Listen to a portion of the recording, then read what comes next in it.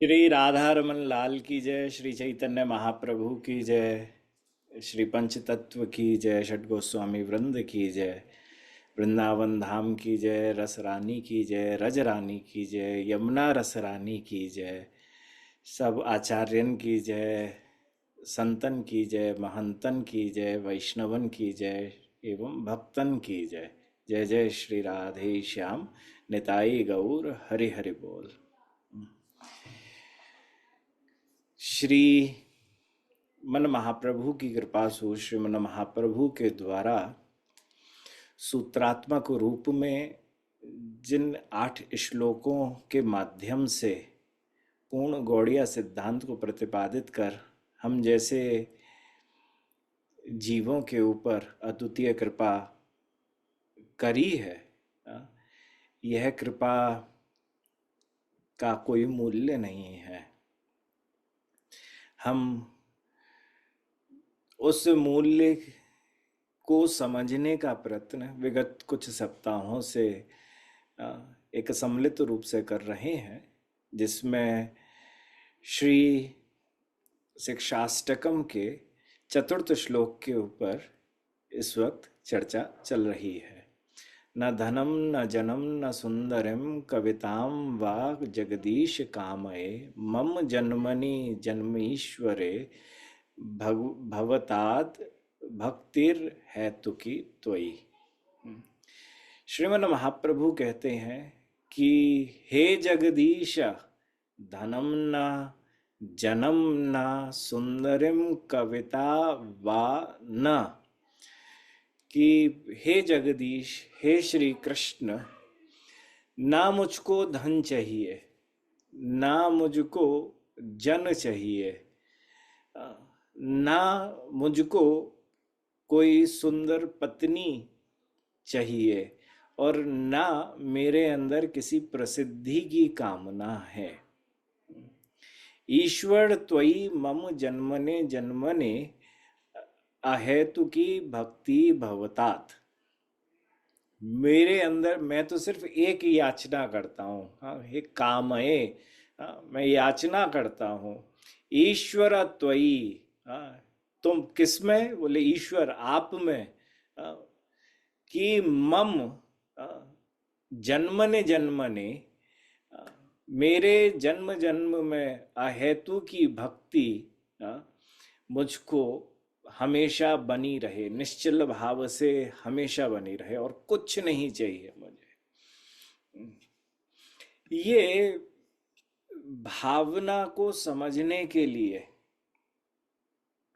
हमें यह समझने की बात है कि इस श्लोक के प्रथम 2 लाइनों में कहा कि मुझको क्या नहीं चाहिए, आखिरी की 2 लाइन के अंदर कहा कि मुझको चाहिए तो सिर्फ एकमात्र ये चाहिए। ऐसा भी समझो कि इन जिस वस्तु को आपने कहा कि मुझको नहीं चाहिए, वह 4 बड़ी मुख्य वस्तु हैं।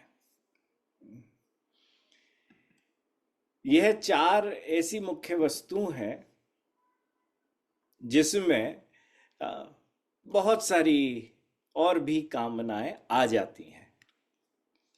पहली है कि धन, दूसरा है परिवार, जन, तीसरा है अपने पति या पत्नी, और चौथा है प्रसिद्धि। ये 4 चीजें ही किसी भी भक्त के जीवन में कभी ना कभी किसी भी प्रकार से इच्छा की जागृति कर देती है।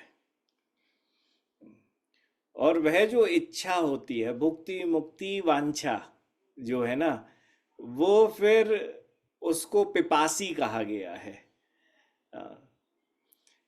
तो वह इच्छाएं कहाँ से जागृत होती हैं? वह इच्छाएं जागृत होती हैं इन 4 मुख्य, इन चारों के उससे ही, चाहे वो सम्मिलित हो, चाहे वो एक एक एक किसी ना किसी की एक कोई भी इच्छा ऐसी हो, पर वो एक से जुड़ी हुई ही रहेगी। अब इन इच्छा के अंदर सबसे पहली बात कही न धनम। अब ठाकुर जी को देखो, ठाकुर जी को चार प्रकार से पूजा जाता है। गीता के अनुसार चार प्रकार के भगवान श्री कृष्ण के भक्त होते हैं, जिसके अंदर जिसमें आर्त है, जिसका नाम जो दुखी है, हाँ, जो जिज्ञासु है, हाँ, तीसरा है जो अर्थार्थी है, जिसको कुछ चाहिए भगवान से, और चौथा है ज्ञानी। तो भगवान के चार प्रकार के भक्त होते हैं। अब उन भक्त के अंदर जो अर्थार्थी है,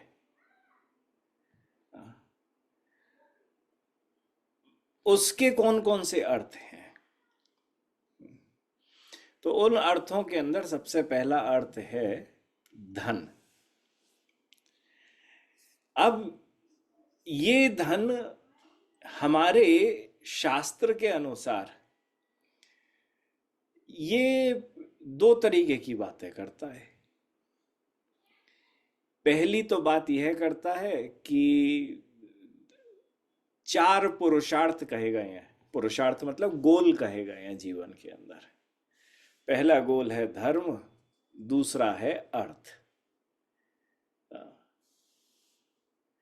तो फिर काम और फिर मोक्ष। तो अर्थ यहां पर पुरुषार्थ कहा गया, पर महाप्रभु कह रहे हैं ये पुरुषार्थ हमको नहीं चाहिए, ना धनम।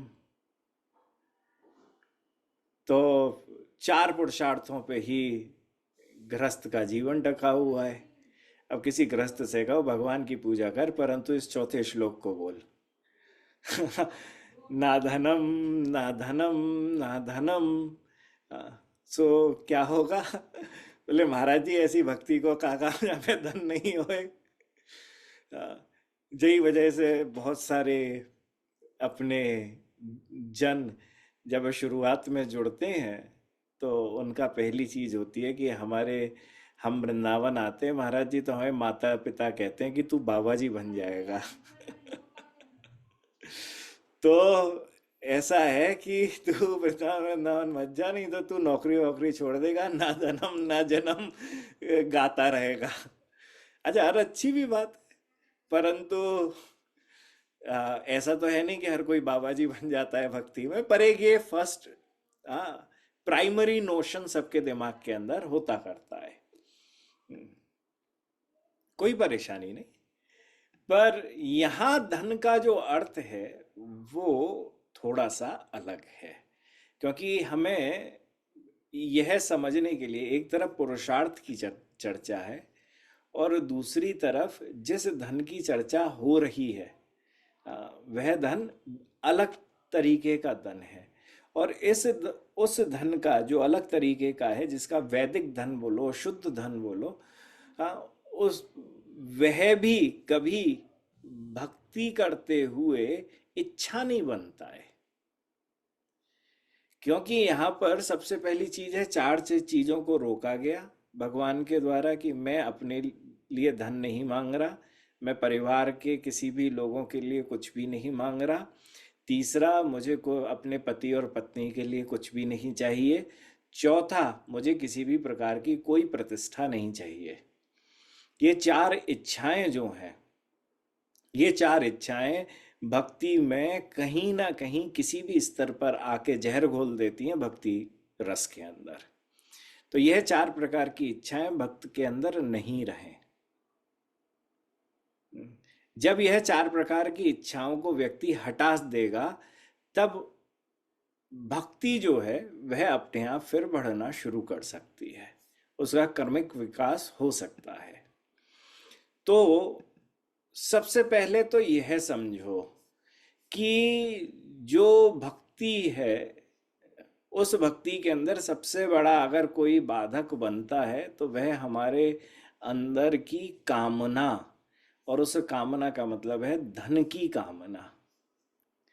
और भगवान जो है वो थोड़े से टेढ़े हैं, क्योंकि भगवान ने श्रीमद् भागवतम आदि के अंदर बड़े प्रेम से यह कह दिया है कि जो धन होता है वह 15 प्रकार के दोष लेके आता है।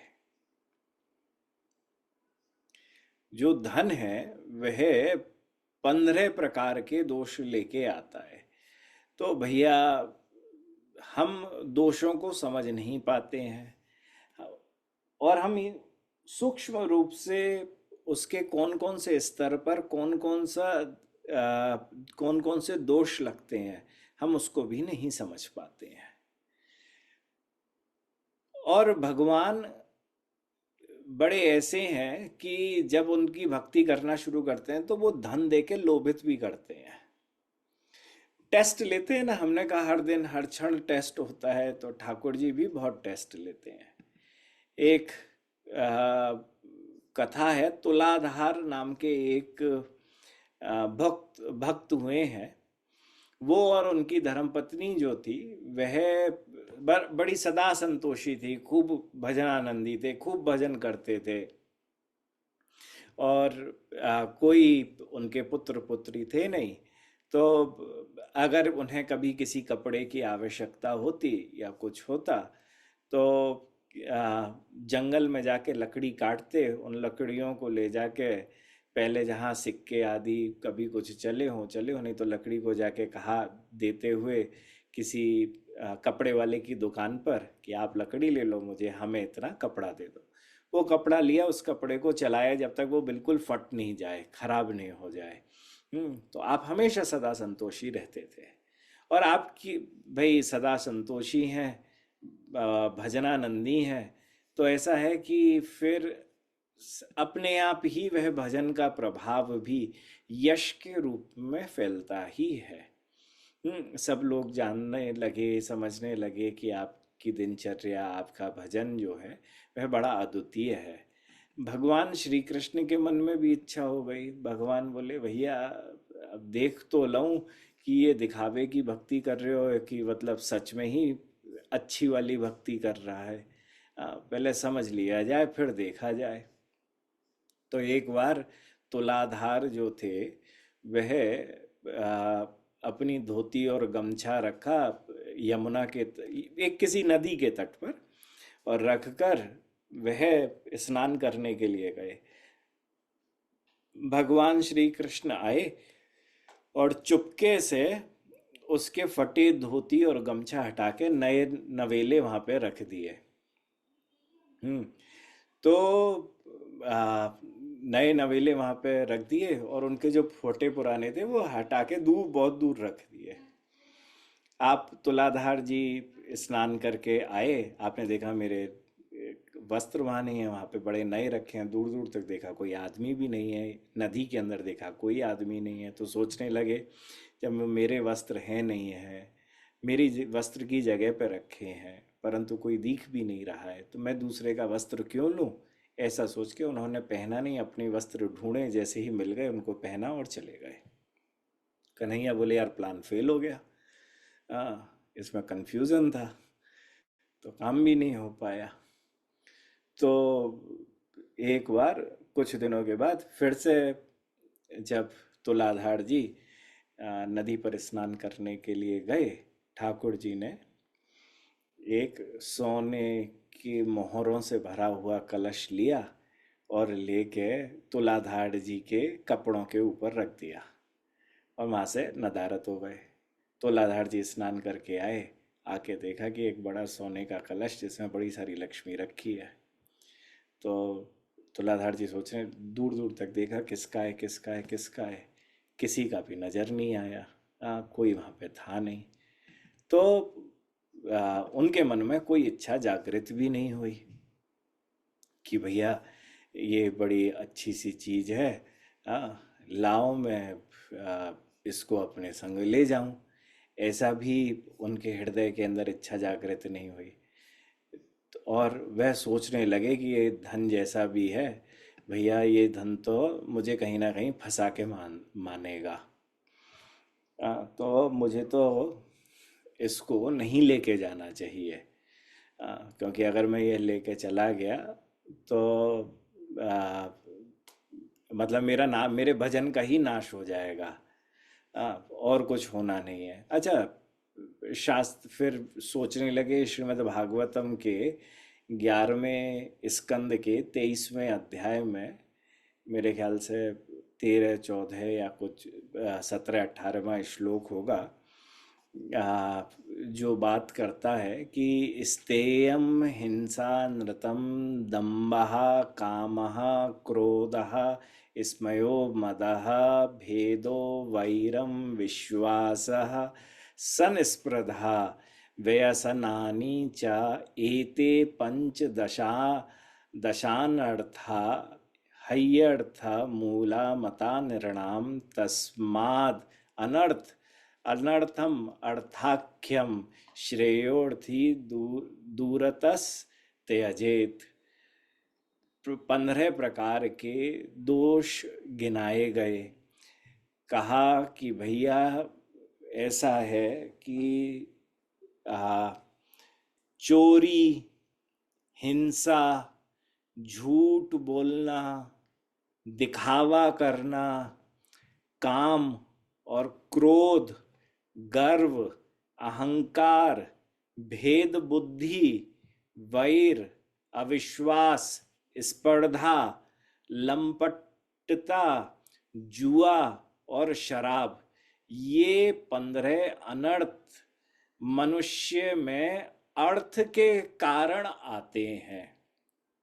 अतएव कामी पुरुष को, जो कामना करता है, उसको चाहिए कि वह स्वार्थ एवं परमार्थ के विरोधी अनर्थ नामधारी इस अर्थ को दूर से ही त्याग दे, दूर रहे अपने आप। श्रीधर स्वामी बात कहते हैं कि ऐसा है कि धन की प्राप्ति के लिए जो शुरू में 6 दोष बताए गए हैं, वह दोष लगते हैं धन की प्राप्ति के लिए। जिसके पास धन कम हो उसे 6 दोष हैं, है चोरी, हिंसा, झूठ बोलना, दिखावा करना, कामना और क्रोध। यह 6 जो अनर्थ हैं वह धन की प्राप्ति के समय आते हैं। और जब धन प्राप्त हो जाता है, जब धन आ गया, तो भैया जिसके पास धन आ गया वो दिखावा तो नहीं करेगा। दिखावा कौन करेगा? जिसके पास धन नहीं है। जिसके पास धन है वो थोड़ी दिखावा करेगा। तो उसके बाद 9 जो हैं वो कौन से हैं? गर्व, लक्ष्मी का गर्व आ गया। अहंकार, भेद, अब वो भेदभाव रखता है किसके पास लक्ष्मी है किसके पास नहीं है। बुद्धि, अब उसकी बुद्धि जो है वह पूर्ण रूप से सिर्फ लक्ष्मी में ही लगी होती है। वैर, अब वह वैर रखना भी शुरू कर देता है। अविश्वास, अपने लोगों में, अपने काम करने वाले लोगों में, सब में कहीं ना कहीं अविश्वास करना शुरू कर देता है। हाँ, स्पर्धा, वह फिर स्पर्धा की शुरुआत कर देता है। लंपटता, जुआ और शराब, यह बाकी के जो हैं, यह व्यसन 9 व्यसन हैं। यह व्यसन हमारे अंदर धन की प्राप्ति के बाद आ जाते हैं। और इसके बाद 3 और हमारे अंदर व्यसन आ जाते हैं। स्त्री, जुआ और शराब। व्यसनानि स्त्री द्यूतम अद्य विषयाणि त्रीणि। यह 3 और आगे चल के हमारे अंदर व्यसन जो है, यह दोष जो है वह बढ़ जाते हैं। लक्ष्मी तो एक ही है, दोष लेके आई इतने सारे।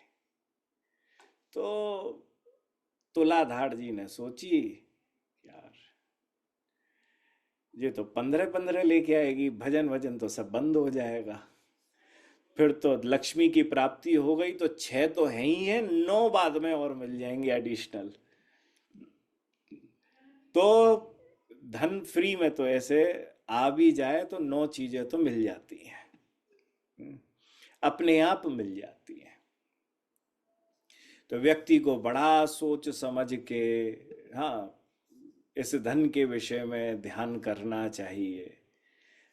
अगर वह ध्यान ना करे तो उसका सब कुछ बिगड़ जाता है। कहा, 11वां स्कंद भागवतम कहती है, भिद्यन्ते भ्रातरो दारः पितरः सुहृदस् तथा एका स्निग्धः काकीडीन सद्यः सर्वे यः कृतः। भाई, बंधु, स्त्री, पुत्र, माता, पिता, सगे संबंधी जो स्नेह के बंधन से बंधकर बिल्कुल स्निग्ध हुए रहते हैं, बिल्कुल गाढ़ संबंध जिनके संग बन जाता है, वे सब के सब कौड़ी के कारण, एक एक छोटे रुपए के कारण शत्रु बन जाते हैं। एक एक रुपए में शत्रु बन जाते हैं। इसको कम मिला, मुझको ज्यादा मिला, मेरी सेवा इतने रुपए में करी, उसको इतना दिया, मुझको लिफाफे कम के मिले, उसको ज्यादा के मिले। सब लड़ाइयां परिवारों के अंदर एक एक फूटी कौड़ी पे हो जाती है। तो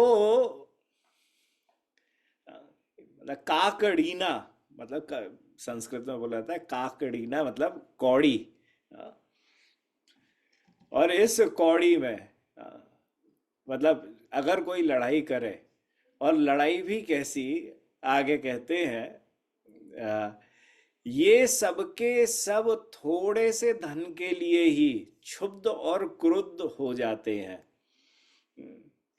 और थोड़ी से बात के लिए सौहार्द जो है, मतलब एक बड़ा घनिष्ठ जो संबंध है, इतनी बढ़िया मधुरता है, उन सबको त्याग देते हैं, सबको त्याग देते हैं, और एक दूसरे से स्पर्धा करते हैं, और एक दूसरे को मार भी डालते हैं। सो भैया, लब्ध्वा जन्मा मर प्रार्थम मानुष्यम तदित वजाग्रयताम तदनादृत्यम ये स्वार्थम घनंती यान्त शुभाम गतम। जिसको देवता भी प्राप्त करना चाहते हैं, ऐसे द्विजों में श्रेष्ठ ब्राह्मणत्व संपन्न मनुष्य के शरीर को प्राप्त करके भी जो लोग उसका अनादर करते हैं, तथा अपने स्वार्थ के अपने स्वार्थ के कारण परमार्थ का नाश कर देते हैं, वह लोग मरकर अशुभ गति को प्राप्त करते हैं। क्योंकि एक धन आया, पर वो है धन ऐसे 15 दोषों को लेके आया जिसने सब परेशानी खड़ी कर दी। तो भगवान तुलाधार जी ने सोची। तुलाधार जी बोले, भैया रे ये तो बड़ो गड़बड़ हते, जे तो ऐसे दोसन ने लेके आ रहे हो, जाके चक्कर में मेरो सब कछु रह जाएगो, मेरो भजन भी बंद है जाएगो, सब मेरो भजन नष्ट भी हो जाएगा, तो मैं तो इसे हाथ भी नहीं लगाऊंगा। यह सोची और यह सोच के चले गए। सोच के गए तो जाने के बाद धर्म पत्नी बैठी हुई, तो धर्म पत्नी ने सुना कि कोई एक नगर के अंदर ज्योतिषाचार्य आया है, जो कुंडली वुंडली देखता है, हाथ वाथ देखता है और सब कुछ बता देता है। अब वह ज्योतिषाचार्य और कोई नहीं, साक्षात श्री कृष्ण थे। तो कन्हैया ने देखी, अच्छा अभी तक घड़ा लियो ना है धन को, कोई बात ना है। तो पंडित जी अपनी दुकान लगाए के बैठ गए, कुंडली दिखा हाथ दिखा, कुंडली दिखा हाथ दिखा। अब ठाकुर तो सर्वज्ञ हते, तो जो आवे, जो आने के बाद बोले, महाराज जी मेरी बताओ। ठाकुर जी बोले, तेरे संग ऐसो ऐसो ऐसो ऐसो जीवन में भयो है, देख किसी को भी ना है मालूम, पर मैं तेरी जन्म पत्री देख के बता रहा हूँ। सब बोलते, भाट दंडोते महाराज, ये तो किसी को भी नहीं मालूम थी, ये तो मैंने आज तक किसी से नहीं बोली, बस हम सिद्ध महात्मा है। तो अब आगे क्या होगा, तुझे कर, तेरो जे ऐसे काम होएगा। तो ठाकुर जी सर्वज्ञ। ठाकुर जी ने जन्म पत्री देख ली, नहीं हाथ देख ली, और सबन की तकदीर भाग्य बताए दिए। बताते हुए ये बात पहुंच गई तुलाधार की पत्नी के पास। तो तुलाधार की पत्नी के हृदय में बड़ी इच्छा जागृत हुई कि लाओ मैं भी पंडित जी के पास अपना हाथ दिखाया हूँ। तो पंडित जी के पास पहुंची, और पंडित जी के पास जाके पंडित जी ने हाथ देखो। तो हाथ देखने के बाद पंडित जी बड़े प्रेम सु पंडित जी से बात हुए, और पंडित जी बोले ऐसो है, तेरे भाग्य के अंदर ना तेरो जो पति है वही खोटो आयो है। मैं देख रही हूं आज वह धन को कलश में लो, हमें बड़ी सारी कौड़ी भरी हुई, सोने के मोहरे भरी हुई, त्याग के आयो है। अरे राम राम राम राम राम, भाई तो सब कछु वो ऐसे कहो धन त्याग के आ गयो। जैसे ही पत्नी ने सुनी तो पत्नी बोली आओ चलो चल के पूछ लें। तो उनके पास गए, उनके पास जाके पूछी तुम ऐसे छोड़ के आ गए, तुम्हें धन को कलश मिलो तुम छोड़ के आ गए, ऐसा तुम कैसे कर सकते हो कि तुमने छोड़ दिया। तो तुलाधार जी कहते हैं कि धन के लिए मेरे हृदय में कोई भी तनिक इच्छा नहीं है। मेरी तो बस एक ही इच्छा है कि भगवान की भक्ति मेरे हृदय में सदैव बनी रहे। धन तो मनुष्य को माया के फंदे में फंसाने का एक जाल की तरह से है। जिसके फंदे में बसा हुआ जो जीव है वह हमेशा अशांत रहता है और दुखी रहता है। हाँ, और धन से लोभ अगर बढ़ गया तो नरक को द्वार तो अपने आप खुल गया। हमारे पंडित ज्योतिषाचार्य जी ने 1 मिनट में कही, एक सेकंड भगत जी रुको, हमसे सुनो। हाँ तुम कहाँ के, हम पंडित हैं हम बतावेंगे, सुनो का हो गए। ऐसो हते यस्यास्ति वित्तम सा नरहा कुलिन, सा पंडितः सः श्रुतवान् गुणज्ञः, सा एवा वक्ता सा चा दर्शनीयः, सर्वे गुणः कांचनम आश्रयन्ति। अरे भैया रे सुन, जिसके पास धन है वही कुलीन है। उससे बढ़िया किसी के पास और दूसरा कोई कुलीन नहीं है। सा पंडित, वो ही पंडित है। वो जब अपने मुंह से बोलेगा ना सब बोलेंगे ये तो गुरु जी हैं, इनसे बड़ा कोई गुरु नहीं है, ये तो मास्टर है, क्योंकि इन्होंने तो जीवन में धन कमाया है, और कोई मास्टर नहीं है। सह सश्रुतवान गुणज्ञ, वह शास्त्र के ज्ञाता हैं, शास्त्रज्ञ हैं, वक्ता है। स एवा वक्ता स एवा दर्शनीय, भैया वह दर्शन के योग्य है। जिसके पास धन है ना, भाई के पीछे दुनिया भाग रही है, वो उसके अंदर सब अच्छे गुण विद्यमान है, वो सबसे बड़ा पंडित है, वह शास्त्रज्ञ है, वो जो बोले वो मंत्र है। भाई पैसा है ना वाके पास, तो पैसा बोल रहा है तो वो भी बोल रहा है। सर्वे गुणाः कांचनम आश्रयन्ति, इससे यह सिद्ध होता है कि सारे गुण धन के अंदर ही हैं। तो किसी के पास धन आ गया, उसके पास अच्छे गुण भी आ गए, वो गुरु भी बन गया, वो पंडित भी बन गया, वो शास्त्र जानने वाला भी हो गया। जिसके पास पैसा आ गया उसके पास सब कुछ आ गए। तो कन्हैया ने कह दी नहीं कि भैया तू कहाँ धने छोड़ रहे हो। जिसके पास धन नहीं है, जो धनहीन है उस वो गुणहीन भी है, और जो धनवान है वह ही एकमात्र पूजा के योग्य है। सब लोग इस संसार में धन को प्रणाम करते हैं, धन के प्रभाव से ही प्रभावित मुख्यतः सबके सब लोग होते हैं। और धन होवेगो तो तू दान करेगो, मंदिर बनावेगो, कुआं खुदवावेगो, तालाब बनवावेगो, तो भैया तू ऐसे शुभ कर्म करेगो तो तुझको स्वर्ग की प्राप्ति होवेगी। तो देवता वो जो तू कलश छोड़ के आयो, वो चलो जा, वो वहीं रखो भयो है, और भाई उठा के लेके आ जा। हाँ। तो जैसे ही इस बात को कहा, कहने के बाद हाथ जोड़ के कहा तुलाधार ने कि भगवान, मैं इस कार्य को नहीं कर सकता हूँ, क्योंकि यह जो मेरा शरीर है यह विषय भोग के लिए नहीं है। यह शरीर तो जप तप आदि साधन करने के लिए है, जिससे मुझको भगवत धाम की प्राप्ति हो, ठाकुर जी की प्राप्ति हो। और पंडित जी, आप तो मुझको उल्टी शिक्षा दे रहे हो, तो मैं तो आपकी शिक्षा को ना मानो। आप जैसी शिक्षा दे रहे हो मुझको जा शिक्षा को नहीं मानना है। तो मैं तो अब आपको प्रणाम करूं, आपकी उल्टी शिक्षा को बारंबार प्रणाम करूं। बस ऐसी कृपा करो कि मुझको तो भगवान की प्राप्ति है जाए। ये करके ठाकुर जी के चरण पे यूं स्पर्श भयो, प्रणाम करो, करके वो चल दियो। अब वो जो स्पर्श का सुख था वह दर्शन का सुख था।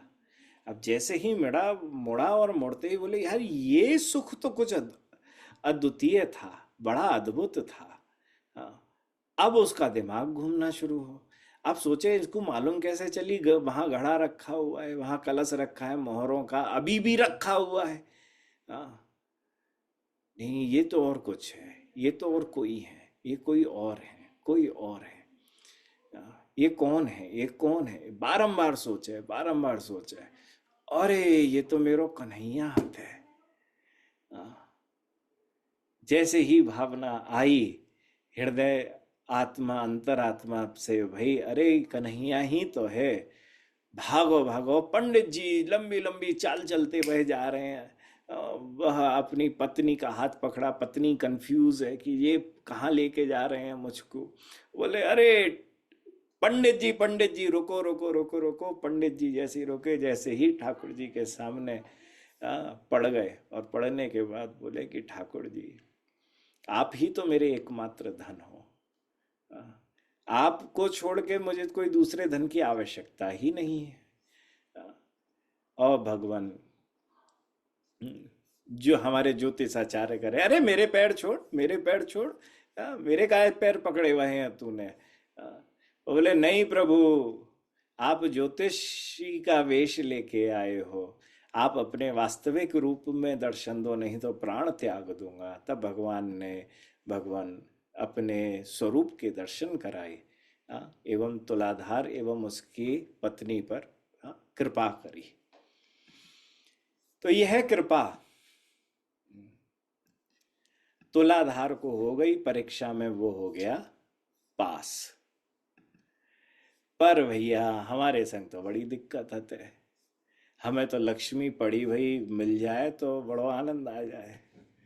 कुछ दिन पहले एक यहाँ पे छोरा मार्केटिंग कर रहे हो, तो वो कहो कि वो 500 की नकली नोट है, फोल्ड करके डाल के चलो जा, तो लोग उठाते 500 की पड़ी है, आज तो मेरा भाग्य खुल गया।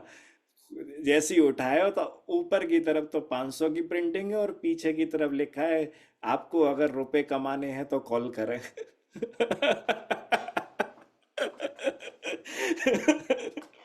तो वो, तो जिस जिसके हृदय में इच्छा हो भाई, तो वृंदावन में ऐसी कई जगह पे वो 500 के नोट को आप डबल पहले यो मोड़ो, उसके बाद और मोड़ लो, तो वो जो बन जाता है ना 1/4 साइज में, ऐसे करके हर 4 या 5 कदम के बाद शाम के समय पे, लेट इवनिंग जब अंधेरा सा हो जाए, एक बल्ब छोटी सी ट्यूबलाइट की रोशनी में दिखे 500 की हरी हरी पड़ी वही है।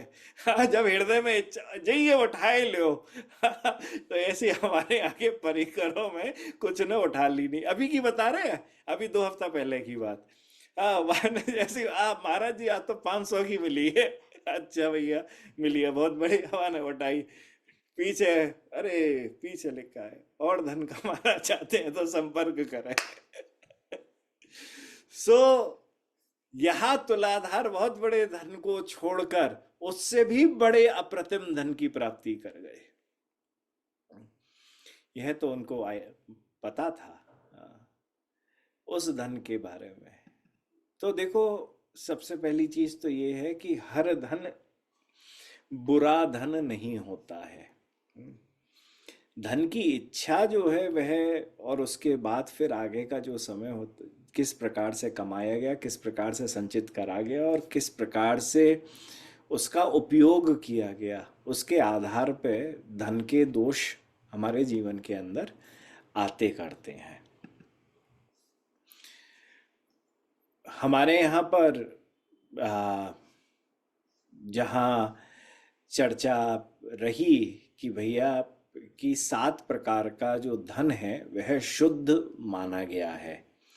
सप्त वित्ता गमा धर्म्यः दायो लाभः क्रयो जयः प्रयोगः कर्म योगश्च सप्त प्रतिग्रह एव च। 7 प्रकार के धन शुद्ध माने गए हैं क्योंकि यह शास्त्र रीति के द्वारा अनुमोदित होते हैं।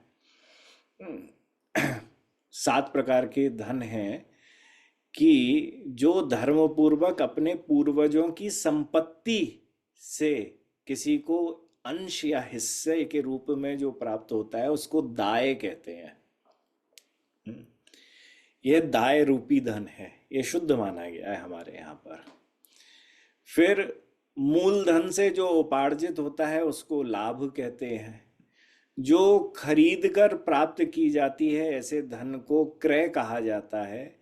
जय शब्द उस संपत्ति के प्रति प्रयुक्त होता है जो धर्म युद्ध करने के बाद, राजा को पराजित करने के बाद जो राजा जीता है उसको प्राप्त होती है। मूलधन के ब्याज के रूप में प्राप्त होने पर उसको प्रयोग कहते हैं हमारे यहाँ पर। तथा व्यापार व उद्योग धंधों से जो प्राप्त धन है वह कर्म योग कहलाता है।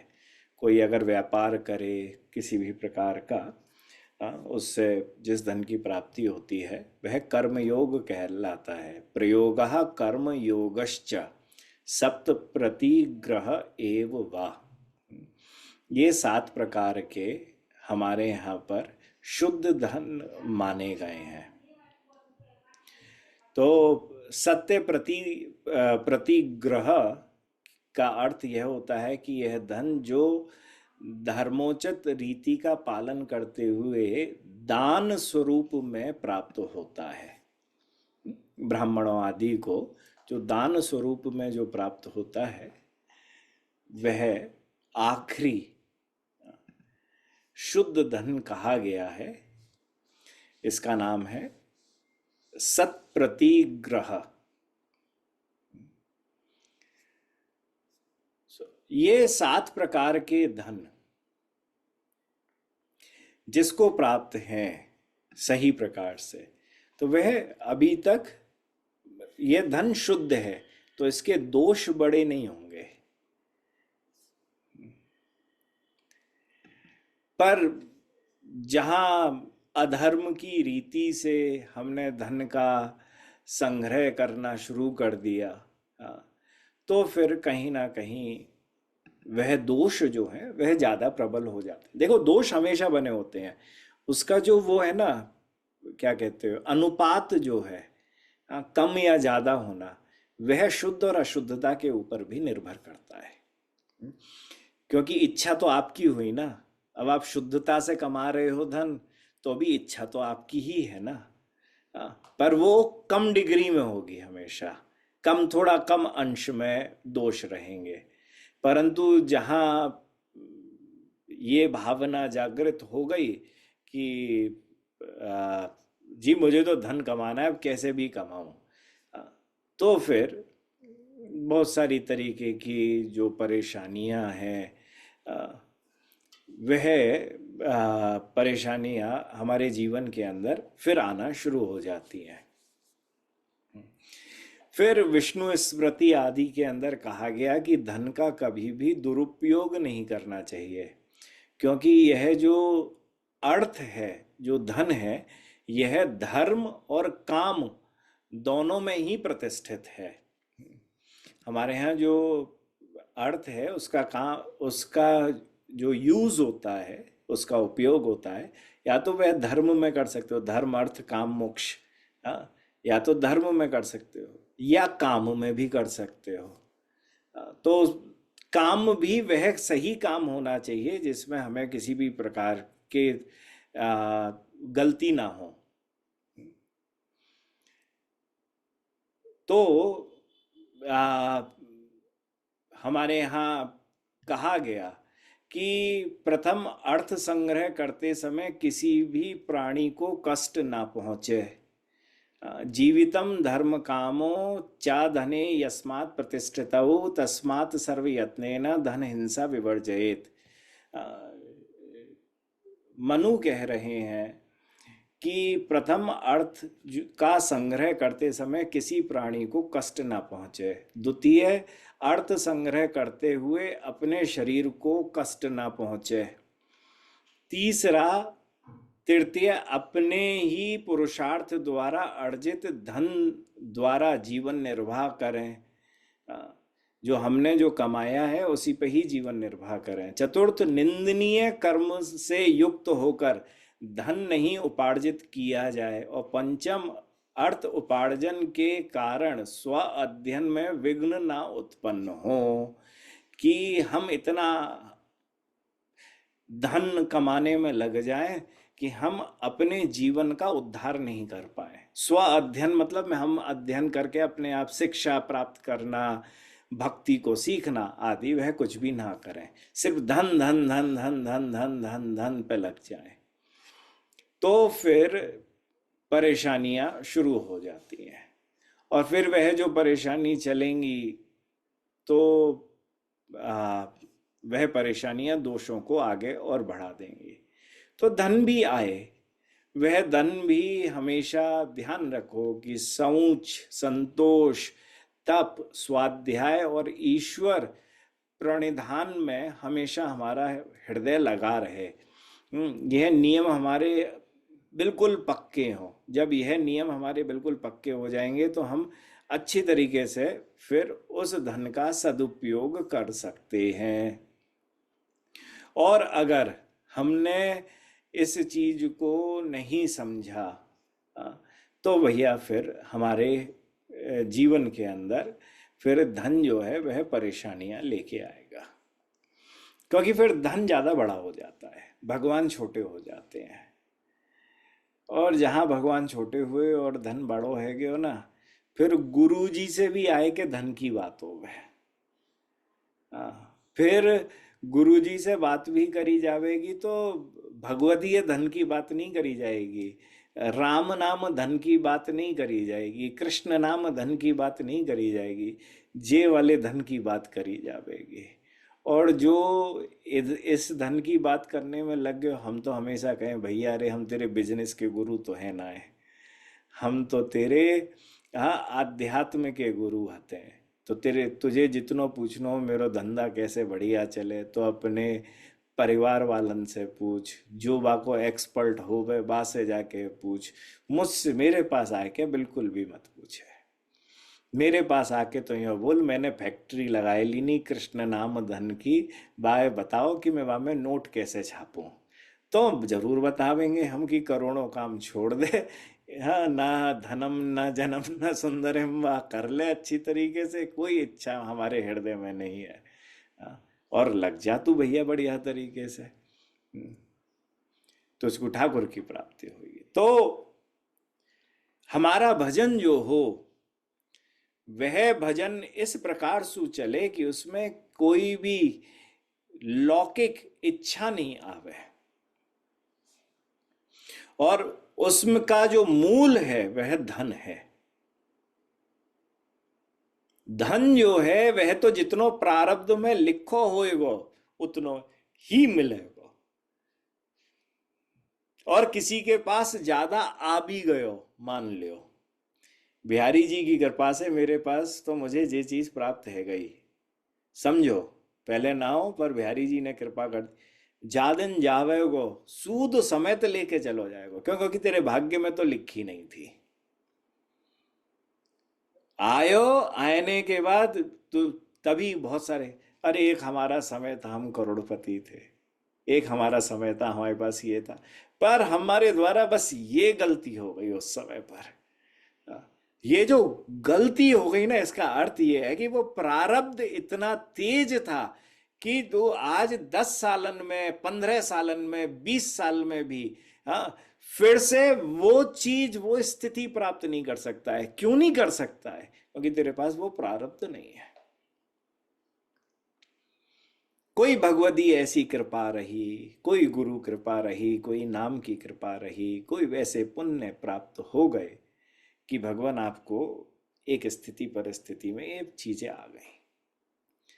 पर जिस दिन जावेगी सब कछू लेके चलिए, फिर आदमी हाथ मलता वो बस भाग्य ही खराब था, ये सब ऐसा होने वाला था, पर ये डिसीजन मैंने ले लिया और सब चीजें रह चली गई। वो कोसता है अपने आप को, कोसने से कोई मतलब नहीं है, क्योंकि कितनों भी कोस लो वो होना ही नहीं है। तो यह क्या होता है कि धन की तड़प बड़ी बुरी होती है, और धन की तड़प ऐसी तड़प है कि भागवतम के अंदर तो कन्हैया यो कहवे कि कोई मेरो भगत जी बननो चाहे, भगत बननो चाहे, तो मैं तो सबसे पहले वहां को धन छीनू।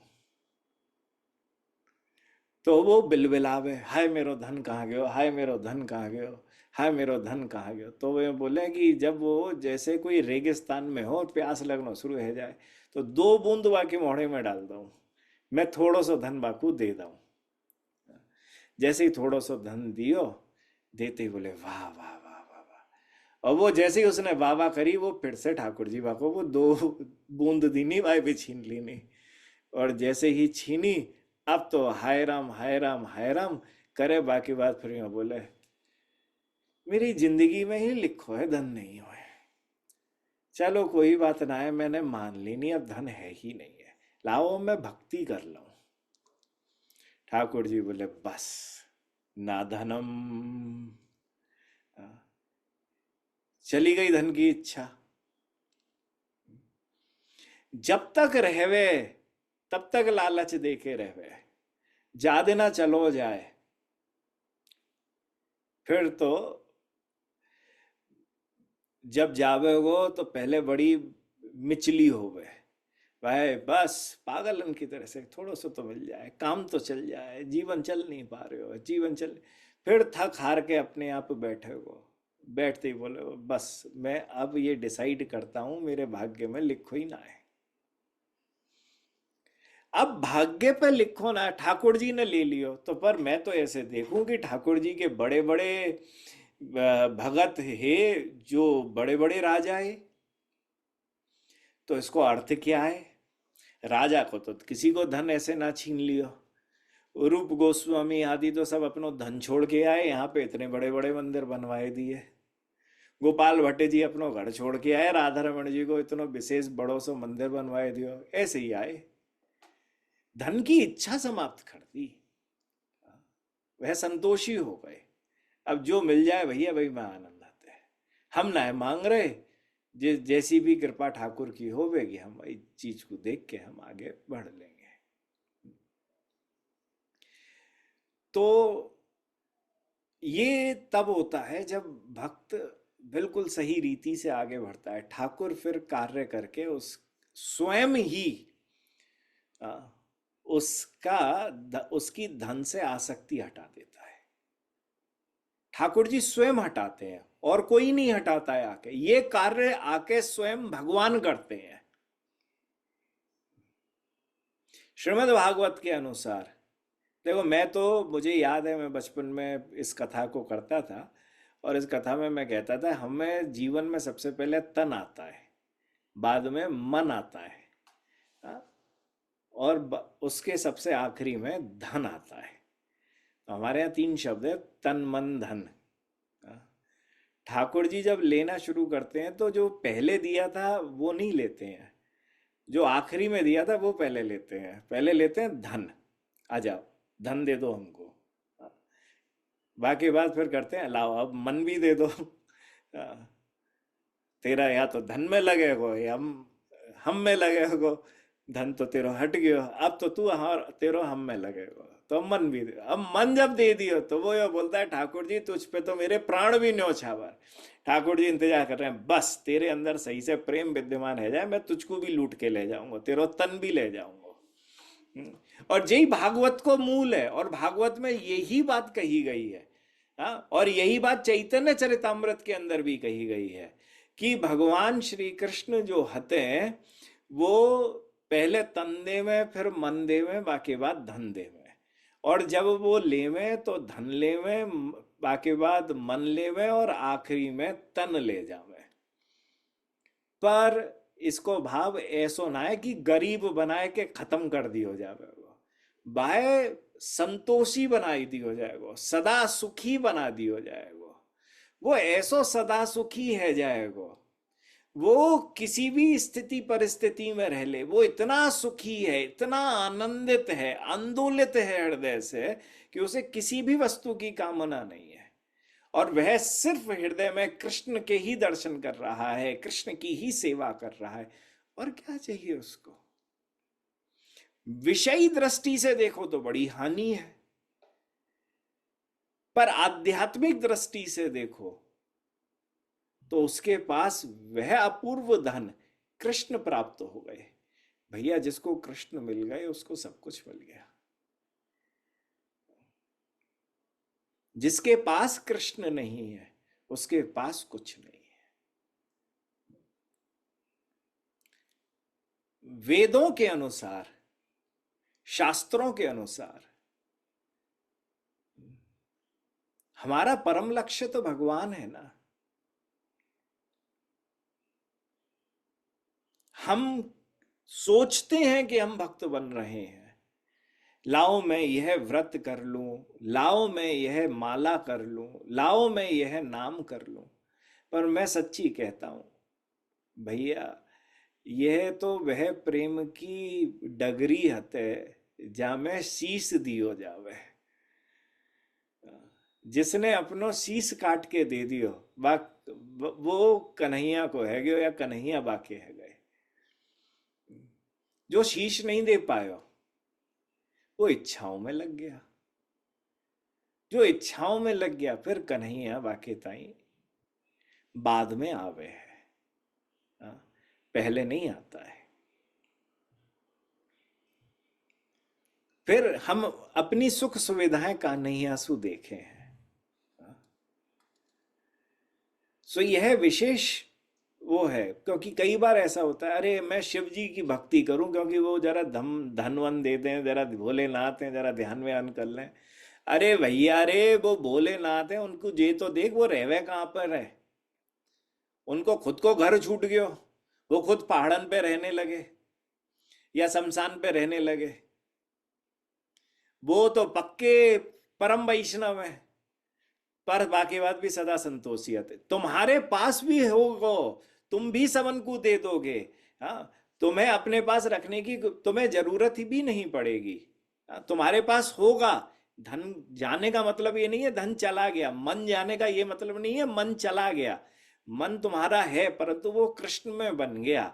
धन जो तुम्हारा है वह कृष्ण में बन गया, तन जो तुम्हारा है वह कृष्ण में बन गया, वो सब कुछ कृष्ण में बन चुका है। सो श्रीमन महाप्रभु कहते हैं भैया ऐसा ध्यान रख कि भगवान से इच्छा जब भी हो तो उन इच्छाओं में सबसे पहली इच्छा ना धनम, कि भगवान मुझको आपसे धन नहीं चाहिए, मैं आपके पास आया हूं आपकी भक्ति करने के लिए। जो मुझे जन्म जन्मांतर में जितनी बार भी जिस योनि के अंदर भी जन्म लूं, बस मैं आपका भक्त बन के जन्म लूं, कहीं पर भी जहर नहीं मेरे अंदर पड़ जाए, मेरे हृदय के अंदर की कामना रूपी जहर, कि मैं किसी भी योनि में पहुंच के आपसे धन भी मांग लूं। तो ना धनम। आगे की चर्चा अब अगले सत्र में करेंगे। जय जय श्री राधे श्याम। निताई गौर हरि हरि बोल। हमको जरा 1 सेकंड दिए और प्रश्न सब लिख लो। अभी आके हम 1 सेकंड में आके उत्तर देते हैं।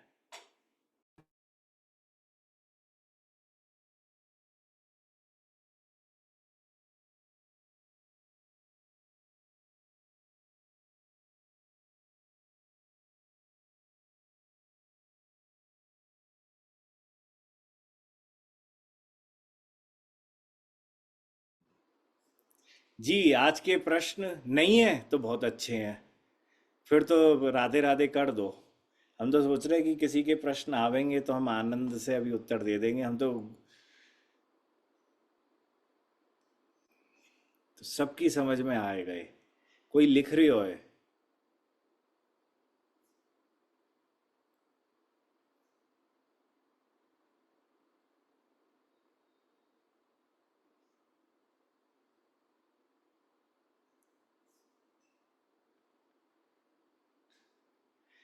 आ, गुरु महाराज दंडवत प्रणाम। एक क्रिमिनल लॉयर फॉल्स केसेस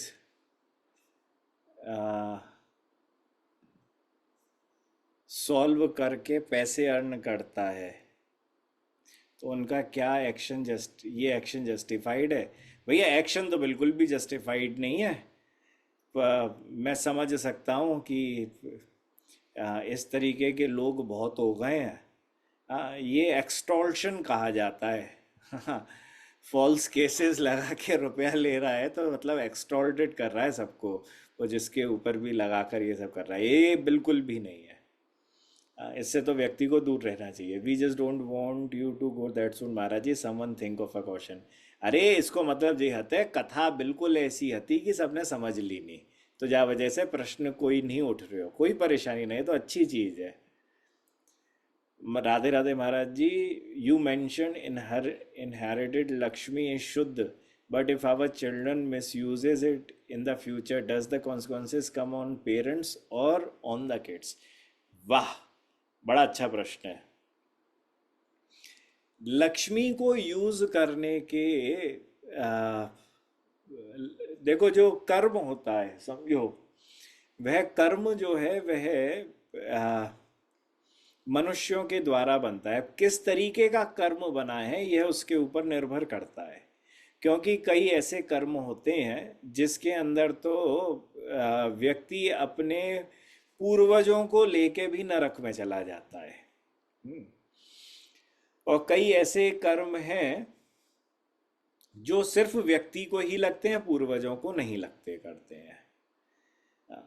मैं आपको एक सत्य बात बताऊं, प्रहलाद महाराज की तरह से किसी ने भक्ति कर ली नहीं तो मतलब वह शुद्ध भक्ति कर ली तो बाकी लोग भी, मतलब बाकी पुत्र नाती पोता पड़ नाती कोई भी आ जाए और कन्हैया से कितनों भी शत्रुता मान के रखे, बाके बावजूद भी कन्हैया तो ऐसो है कि कन्हैया सबन को माफ कर देवे। प्रहलाद जी के यहाँ परिवार में देख लो, बाणासुर आदि को सबने कहीं ना कहीं कुछ ना कुछ ऐसा करा। कन्हैया बोलो ऐसो है, तुम सबन को रिश्ता प्रहलाद महाराज से है तो मैं तुमसे कुछ नहीं कहूँगा। सो भगवत भक्त बन जाए तो महाराज सब कुछ प्राप्त हो ही जाता है। और नाम भगवत भक्त बनना सबकी सामर्थ्य है भी है और नहीं भी है। तो सबसे बढ़िया तो ये है कि आ, मुख्य मुख्य जो पाप हों उनसे आप बच के रहें। आप अपने भगवत नाम को इतना करें कि आप को सीधे साक्षात रूप से वह आ, भगवत धाम की प्राप्ति हो, कि फिर आपको किसी भी प्रकार से आ, कोई भी दुख नहीं झेलना पड़े।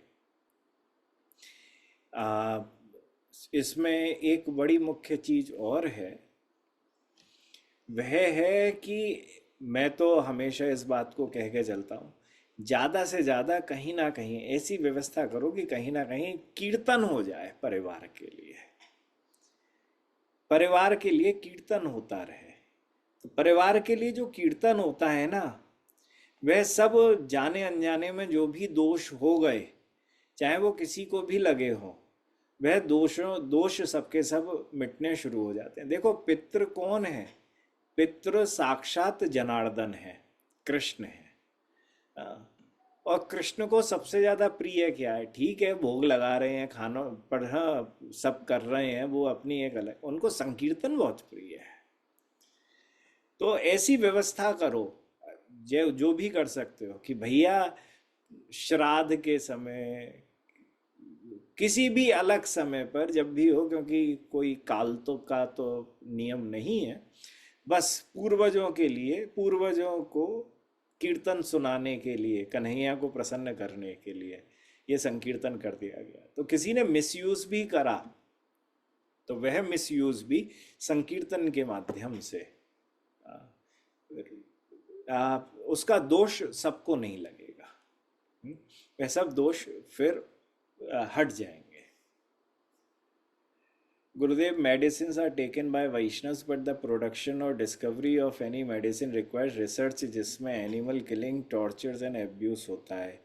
सो क्या यह पाप वैष्णव सेवा से एटिकेट क्या इक्वेट कर सकते हैं और पाप से भाग सकते हैं? हाँ कीर्तिदा, बताओ। तुमने भी मेरे ख्याल से कभी ये प्रश्न पूछा था। हाँ, क्या उत्तर दिए थे हम, बताओ। राधे राधे गुरुदेव, बहुत साल पहले की बात है। लैब में वो जीब्रा फिश के एक्सपेरिमेंट्स करने पड़ रहे थे, जिसमें उनको दवाई की कंसंट्रेशन में डाल के तो वो मर रही थी, और उससे कुछ नया भी नहीं निकल रहा था। तो मैंने प्रश्न पूछा था, तब आपने मुझे, जहाँ तक याद है, बहुत साल हो गए गुरुदेव, 10 साल से ऊपर शायद, ऑलमोस्ट 10 साल, तो आपने यही बताया था कि इसको जो अभी करा जा रहा है उसको अपना, आपका इस समय का कर्म है, तो आप वो समझ के कर लीजिए। और आप ये सोचिए कि वो जो जीव हैं उनकी, इसके द्वारा मतलब वो जो भी वो फिश के स्वरूप में जो जीव हैं उनकी मुक्ति हो रही है। परंतु आगे कोई ऐसा चांस मिलता है जिसमें ऐसा ना करना पड़े। आइडियल तो नहीं है कि इसमें हम भाग लें। तो उस समय आपने मतलब मुझे समझाने के लिए ऐसे ही कहा था कि अभी ये करना पड़ रहा है तो आप कर लीजिए। और यही था वो। राधे राधे। तो ऐसा है कि आप ये समझिए कि रिसर्च जो करी जाती है वो दो प्रकार के लोगों पर करी जाती है। पहला तो वो है जो कृत्रिम रूप से चूहे बना दिए जाते हैं। हाँ, कृत्रिम रूप से बनाए जाते हैं। हाँ, कोई नेचुरल प्रोसेस से नहीं बने, कृत्रिम बने। तो वह जो कृत्रिम बने, उनमें कृत्रिम आत्मा आ गई, कैसे भी आई, कृत्रिम रूप से आई करी। आ, तो हमारे द्वारा ये कहा जाता है कि किन्हीं व्यवस्था के लिए कई बार स्थिति परिस्थिति ऐसी होती है कि छोटी किसी बड़ी व्यवस्था को संभाल के या संभाल के रखने के लिए छोटी व्यवस्थाओं का कहीं ना कहीं बलिदान होता करता रहता है। सो हम तो प्रायः इन सब चीज़ों को मना ही करते हैं कि यह किसी भी प्रकार से नहीं होना चाहिए। आ, परंतु आज की व्यवस्था इस प्रकार से है कि हम अगर इसको नहीं सीखते हैं तो कई जगह पे वह डॉक्टर नहीं बन पाते हैं। हाँ, या उनको माना नहीं जाता है, या उनको रिसर्च सेंटर में ज़्यादा, फिर उनको नौकरी वोकरी का सबका वो खतरा रहता करता है। सो हमने ऐसा निवेदन करा कि भाई ऐसा कर सकते हो, हम नहीं चाहते हैं कि करो, आप भी नहीं चाहते हो कि करो, पर भगवत नाम लेते हुए, भगवत नाम से करते हुए, भगवान आप ही, आपका ही सेवक हूँ, आपकी खुशी के लिए ही आगे चल के आपकी ही सेवा कर रहा हूँ। बस आप प्रसन्न हो, बस यही चाहता हूँ। मेरे द्वारा यह कार्य हो रहा है, ये मैं नहीं कर रहा हूँ, मुझसे कराया जा रहा है। अब यह सही हो रहा है कि नहीं हो रहा है, आप ही ज़्यादा जानते हो। तो भगवान, मैं बस ये चाहता हूँ कि मेरे द्वारा अच्छा कार्य करा गया हो तो आप मुझको वापस बुला लो, या मेरे द्वारा खराब कार्य करा गया हो तो ये समझ लो कि ये बहुत बेकार एक्टिंग करता है, तो आप मुझे वापस बुला लो। तो ये हमारे यहाँ के एक आचार्य रहे हैं, वैष्णव आचार्य, उनके द्वारा ये बड़ी प्यारी, ये हमारे बड़े हृदय की लगी हुई एक बड़ी प्यारी प्रार्थना है कि उन्होंने कहा कि भगवान ऐसा है कि तुम्हें तो मेरा ड्रामा देखना था। 84 लाख योनियों में अलग अलग योनि में पहुंचाने के बाद आपको मेरा ड्रामा देखना था कि मैं इसमें कैसी एक्टिंग करता हूँ, इस रोल में कैसी एक्टिंग करता हूँ, इस रोल में मैं कैसी एक्टिंग करता हूँ। 84 लाख योनियों में तुमने मेरे रोल्स देखे।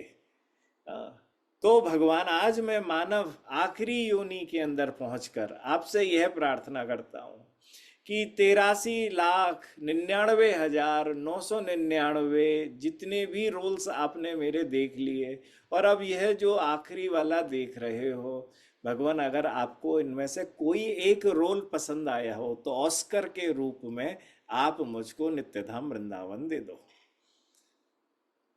और अगर आपको पसंद नहीं आया, अरे बड़ो बेकार है भैया, माया में लगो रहे हुए, तो भगवान ऐसी बेकार एक्टिंग देख क्यों रहे हो, अब मुझे वापस बुला लो। सो वैष्णव जो है ना, आचार्य हमारे, ये बड़े बुद्धिमान है भैया, बड़े बुद्धिमान है। ये बड़ा रस भरा हुआ है। मैंने अच्छी एक्टिंग करी तो वापस बुला लो, मैंने खराब एक्टिंग करी तो वापस बुला लो। तो ठीक उसी प्रकार से हमारे द्वारा हम नहीं कर रहे हैं, परंतु जैसी आज की व्यवस्था है उस व्यवस्था के अंतर्गत यह हमसे कराया जा रहा है। ठाकुर, मैं क्या सही क्या गलत नहीं जानता हूँ, आपकी प्रसन्नता के लिए ही मैं सब कार्य आपका दास बन के कर रहा हूँ, ये भावना से आप कर सकते हो। और हरे नाम भैया ले लो जीव के लिए, कोई हो जीव सबके लिए हरे नाम ले लो। बस आगे की फिर जैसी देखी जाएगी, फिर देखी जाएगी। हरे कृष्ण महाराज जी, कोई उपाय बताएं जैसे हरे नाम रूपी धन को ज़्यादा से ज़्यादा हम अर्जन कर सकें। नियम सबसे बड़ी चीज़ है। व्यक्ति अगर नियमित हो गया तो उसे सब कुछ मिल जाएगा। जो इसका नियम भंग होता रहा उसे फिर मिलने में सब कुछ परेशानी होगी। तो नियम कैसे आए उसका प्रयास करो। राधे राधे महाराज जी, दंडवत प्रणाम। यदि परिवार के लिए धन की जरूरत हो, धन की इच्छा मन में आए, पर क्या ठाकुर जी से ना मांगते हो तो क्या ये सही है? भाई, इच्छा आए नहीं आए, सबसे पहली चीज यह इच्छा, देखो, नीड एक अलग बात होती है, डिजायर एक अलग चीज होती है। I need certain amount of money, ये मेरी नीड है। तो कोई बात नहीं है, मेरी नीड है। आप इसकी, आपके दिमाग में एक ख्याल आया, बहुत अच्छा है, आके चला गया, बहुत अच्छा है। डिजायर क्या है? वो बना हुआ रहता है पूरे समय। और वो जो डिजायर है, वो डिजायर फिर परेशान भी करता है। फिर वो भजन में भी परेशानी, वो भजन में कब आ जाए। आप शुद्ध मन से कर रहे हो, मैं कह रहा हूं, वो शुद्ध मन से करते करते भी बीच में धन नाम का बंदर घुस जाएगा और वो अपने आप छलांग मारेगा। आप नहीं मांग रहे हो, उसके बाद भी अरे परिवार में धन की जरूरत है, अरे धन की बड़ी जरूरत, नहीं चाह रहे हो, नहीं चाह रहे हो, परंतु उसके बावजूद भी ये घुस जाएगा। और जैसे ही घुस गया तो फिर क्या होगा? ये बंदर अपने आप ही बोलेगा, मांग ले ठाकुर जी से, कोई ना, कह दे ठाकुर जी से। अब ठाकुर जी को तो सब मालूम है। तो धन की जरूरत है, बहुत अच्छा है। अर्थार्थी बनकर ठाकुर जी से मांगना है तो ठाकुर जी का बनकर ही मांगो। और मांगो भी मती ना, मैं तो हमेशा कहूँ ठाकुर जी को मालूम ही है कि तुमको किस चीज की जरूरत है, किसकी नहीं है। ठाकुर अपने आप ही दे देगा जब उसे देना होगा। अपने कर्म बस अच्छे बनाओ, अपने कर्मों को बनाओगे, कर्मों को बना के आप चलोगे, सब मिलता कर। ऊंच नीच जीवन के अंदर हमेशा आती है, इसे कोई नहीं रोक सकता। हाँ, बस हम अपने गोल के लिए अडिग बने रहें। हाँ, जब स्थिति परिस्थिति इतनी बिगड़ जाए कि कुछ भी नहीं हो पाए, तब ठाकुर जी से प्रार्थना कर ली कि ठाकुर जी अब तो बस तेरा सहारा है, अब तो तुझसे ही मांगने आए हैं कि कछु दे दे, अब नहीं चल रहा, मांग लो, कोई बात नहीं है। उस एक समय के लिए डायर नीड आ गई हमारे अंदर, हमने ठाकुर जी से निवेदन कर दिया। ये स्थिति विशुद्ध स्थिति नहीं कही गई है, क्योंकि विशुद्ध में तो इन सब चीज़ों की कभी नीड आती नहीं है, पर घर गृहस्थी आदि, और हम अभी सीख रहे हैं साधन भक्ति में, एक एक करके सीख रहे हैं, कोई ना कोई हम सब कहीं ना कहीं फंसे हुए हैं। तो उन सब में से उस नीड को कम करके जब बहुत ज़्यादा ज़रूरत हो जाए तब मांग लो, और मिसयूज नहीं करो। गुरुदेव, क्या हम वाइन या अल्कोहल का इंपोर्ट एक्सपोर्ट कर सकते हैं? कृपया मार्गदर्शन करें। ओ भैया रे,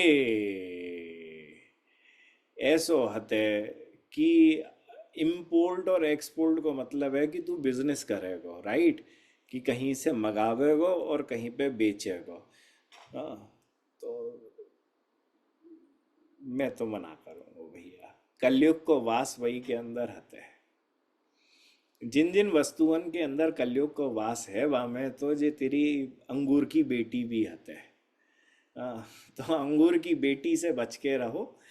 ये अंगूर की बेटी लटका झटका ना दिखावे, ये दूसरों, ये जिसके ऊपर चढ़ जाए वो लटका झटका दिखाना शुरू कर देवे। हाँ, तो इस अंगूर की बेटी से दूर रहो। बहुत ऐसे और जो भी कार्य कर सकते हो, आ, उन बाकी के किन्हीं कार्यों को देख लो, उनको समझ लो तो ज़्यादा बढ़िया है भैया। क्योंकि वह धन फिर दोष लिए हुए होगा। मैंने जिन जिन परिवारों के अंदर देखा है, मैं आपको अनुभवी बता रहा हूँ। आ, ठीक है, वो व्यक्ति सही रहा हो, परंतु परिवार में आगे की संततियां या आगे के जो लोग हैं ना, उनका फिर आ, हिसाब किताब गड़बड़ होते हुए देखा है। तो हम नहीं चाहें कि धन के दोष इस प्रकार की कुछ व्यवस्था को कर दें जो हमारे आगे की संतति, आगे के कुल, आगे के लोगों के लिए परेशानी बन जाए। तो अगर बच सकते हैं तो बच के रहिए। ठाकुर जी तन मन धन इस सीक्वेंस में देते हैं। Can you kindly elaborate on this? अरे भैया, ऐसो हते भागवतम तीसरो स्कंद, सबसे पहले तन आता है गर्भ के अंदर, बच्चा पैदा हो जाता है। अब बच्चा पैदा हो गया, अब वो मन उसका डेवलप नहीं हुआ है। हाँ, मन तो एक समय के बाद जाके डेवलप होता है। हाँ, मन को लेके भी पैदा हुआ, परंतु वह मन डेवलप नहीं है। मन डेवलप होगा 1-2 साल के बाद बच्चे का। तो पहले तन आया, फिर मन आ गया, और फिर जब वो बच्चा बड़ा होने लगा तब समझने लगो तन और मन से तो बढ़िया चीज धन है। फिर धीरे उसके बाद उसकी पॉकेट मनी शुरू शुरू होगी, फिर 99 का फिर थोड़ा सा समझ में आएगा, फिर नौकरी करना शुरू करेगा, फिर जा दिन काले मूड की आए गई बाकी यहाँ पे, तो फिर तो 99 नॉन तेल लकड़ी को हिसाब किताब सब समझ जाएगा। और बच्चा है गयो तो फिर अपने पैसे तो पूरा खत्म है जाएगा। फिर तो वाको फ्यूचर वाको बच्चा में दिखे। तो तन, मन और धन, फिर वो अपनो ना सोचे कि मुझे कछु, फिर तो मेरे बच्चा को फ्यूचर अच्छो होए, हमें शांति से रिटायरमेंट की एज मिले, भजन कर सकें, यूं कम दिमाग में उसका बन जाता है। ठाकुर जी जब लेनो शुरू करें तो पहले धन को कृष्ण में बना देवे हैं, मतलब पहले धन ले लें, बाकी बाद मन ले लेते हैं। हाँ, और उसके बाद तन ले लेते हैं। तो ये सीक्वेंस है, मतलब हमें हमें ये हमारे द्वारा बनाया हुआ सीक्वेंस है।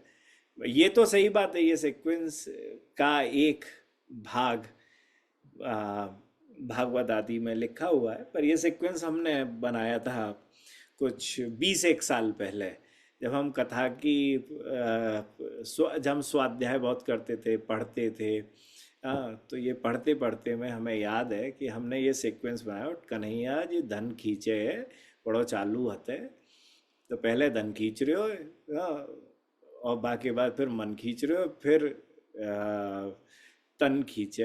ऐसो ना है कि यूँ बोले अच्छा धन तो का पकड़ूं, ला मैं तेरे मन को पकड़ूं, बाकी बात तेरे तन को पकड़ूं, काम खत्म। ना है, देख ऐसो है, चालू पहले धने पकड़ लियो हमारे। तो हम उस समय पे यो करते, ये भी छोड़े ना है कि लक्ष्मी जी है ना, तो बोले मेरी लक्ष्मी के छोटे से अंश को लेके बैठो भयो है, ला पहले मेरी लक्ष्मी को वापस कर दे। अब लक्ष्मी जी इनकी भार्या आते हैं, तो भार्या तो पति के पास ही होनी चाहिए, दूसरे के पास कैसे है गई। तो कन्हैया तो हमारे यहाँ मजाक में इस बात को कहवे कि ये जो कन्हैया कहवे ना मैं धन को हरण कर लूं, बोले वो जा वजह से वो हरण नहीं है, वो अपनी चीज वापस मांग रहे हो है।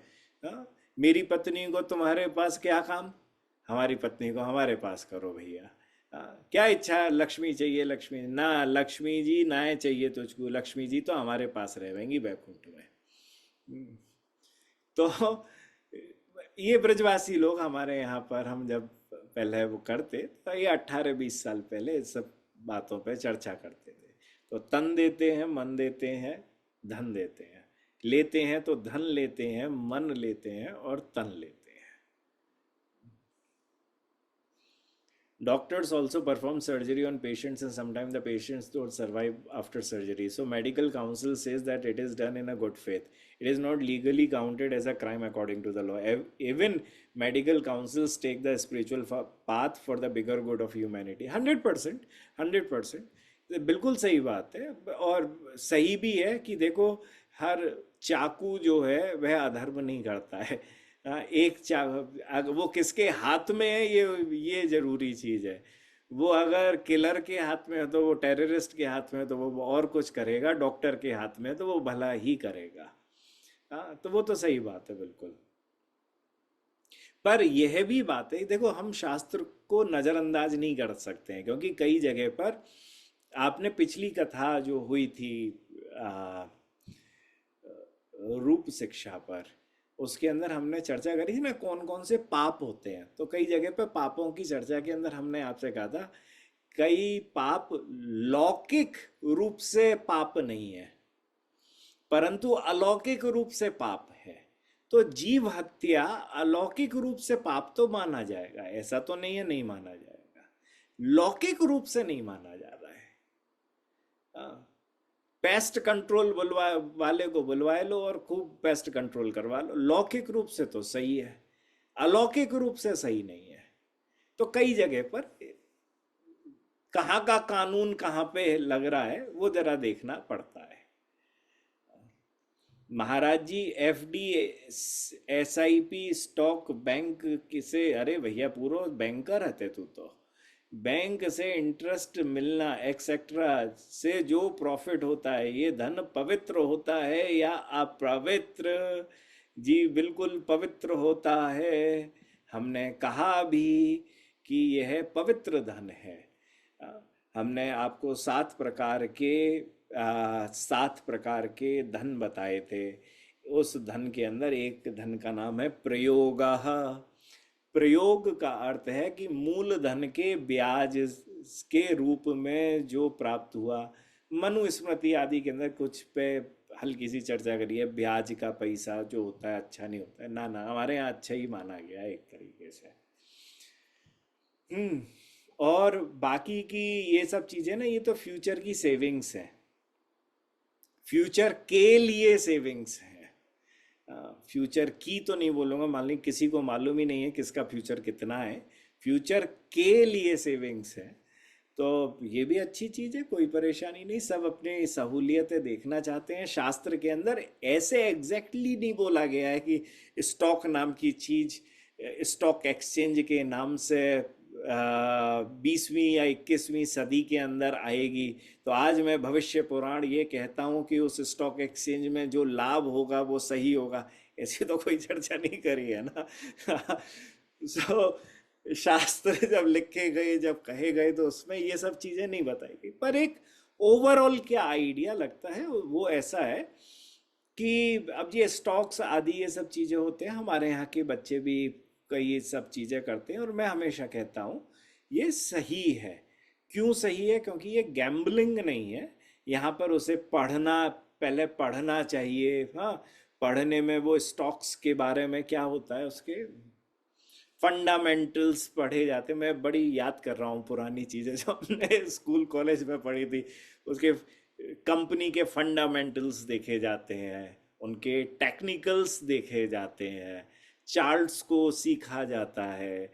उसके बाद आदमी जब सब सीख ले, सब कर ले, उसके बाद जाके वो ये काम करने के लिए आगे बढ़ता है। कोई गधा बन के लग जाए, लाओ आज तो मैं ये खरीद लूं, तो गलत है भैया, फिर वो गैम्बलिंग है। जिसने पढ़ाई करी, पढ़ाई करके सब जाना समझा करा, वो सही है।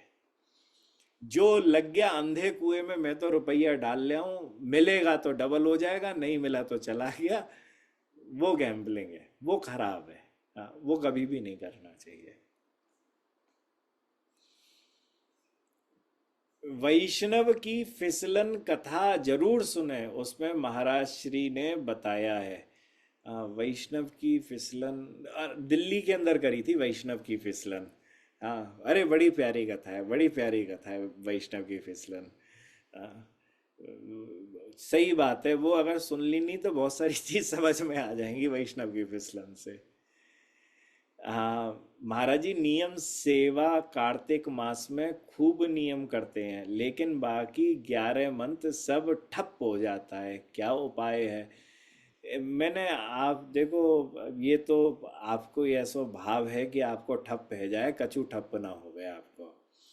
आ, सच्ची में तो आ, जिसका महात्म्य ज्यादा सुना जाता है तो अंदर से प्रेरणा आ जाती है। क्या प्रेरणा आती है? बस अब तो लूट लेना है। तो कार्तिक को महीना लूट मचावन को महीना हो गए, जहाँ में वैष्णव करें बस। अब तो इसमें सब कुछ पुण्य भक्ति फल सब कुछ लूट लेना है। सब कुछ इतना अद्वितीय होगा, बस कन्हैया मेरा हो जाएगा। उस कन्हैया को दामोदर बना के बाकी उदर के ऊपर दाम बांध देनो है। रस्सी यशोदा मैया बांध पाई कि ना बांध पाई, पर हमारी भक्ति की रस्सी उसको बांध के पकड़ ले गए अब बस। तो ये इतना हमने महात्म्य कार्तिक का सुना है, जिसके कारण हमारा हृदय अपने आप ही प्रेरणा देता है। अब ऐसे ना कई महीना, अगहन को महीना ठाकुर जी को सबसे ज्यादा बढ़िया लगे, बोले श्रेष्ठतम महीनों के, अगर 12 महीनों में मैं अगर कोई सा महीना हूं तो गीता में भगवान कहते हैं अगहन का महीना हूं, जिसमें कात्यायनी व्रत हुआ। ठाकुर जी को अगलो जो बहुत बढ़िया महीना हुए वो फागुन को महीना हो गए। ठाकुर जी को विशेष, जैसो कार्तिक को महीना है, मतलब ऐसो हमें मालूम लगे और हमें मालूम है, जैसो कार्तिक को महीना है ऐसो ही महीना ठाकुर जी को बैसाख को महीना है। कोई अंतर नहीं है, कोई अंतर नहीं है बैसाख के महीने में और कार्तिक के महीने में। मैं आपको सच्ची बताऊं, हमारे तो भक्ति रसामृत सिंधु की शुरुआत भी बैसाख से, बैसाख के महीने, बैसाख की पूर्णिमा के चंद्र से ही हो रही है, राधा रमन से ही हो रही है। जब तक बैसाख के चंद्र को कोई व्यक्ति पकड़, भगत पकड़ नहीं लेता है, आपको सच्ची बताऊं, ये तो लालियां यहाँ पे वो कुछ कौन से कहा भेजे, ये भेज रही हैं क्योंकि इन्होंने भक्ति रसामृत सिंधु की कछु कथाएं सुन रखी हैं, तो ये उस तत्व को समझ पा रही हैं जो हम कह रहे हैं। हमारे यहाँ राधा रानी को नाम विशाखा आता है। हाँ, हमारे यहाँ तो आ, भगवान भक्ति पूर्णतम अवस्था में जब पहुंचे और जब कन्हैया की प्राप्ति हो गई तो वो बैसाख के चंद्रमा की प्राप्ति है, फिर बैसाख पूर्णिमा की प्राप्ति होती है हमें। रास भी ठाकुर जी या तो शरद में करते हैं या फिर बैसाख में करते हैं। तो भगवान ने 3 तो अपने नाम दे ही रखे हैं। दामोदर को महीना, बैसाख को कहे में माधव को महीना, माधो मास। हाँ। और अधिक मास को कहे में पुरुषोत्तम मास। 3 महीना को तो यूं कही तुम मेरे नाम ले जाओ, तुम कछु कर लियो, तुमको सब कछु मिल जाएगा। तो पहली ये है कि हम जब किन्हीं महिमाओं को सुनते हैं तो अपने आप ही हृदय से ऐसी इच्छा होती है कि लूट लिया जाए, बस अब कुछ स्पेशल करा जाए और कुछ कर लिया जाए। मैं आपसे निवेदन करूं, हर दिन ऐसा है। हाँ, भक्त के लिए हर दिन ऐसा है। हाँ, तो हमारे यहाँ तो भाव के उत्सव बनते हैं ना। तो उन भाव के उत्सवों को प्रतिदिन मनाने का प्रयास करें। ये तो साधक के हृदय में जरूर विशेष प्रार्थना रहती है कि आ, इस कार्तिक के महीने में हम ठाकुर की कृपा प्राप्त कर लें और ठाकुर हमारा बन जाए। परंतु वैष्णव ने, जिसने अपना जीवन ही सर्वस्व ही भगवान को प्रदान कर दिया,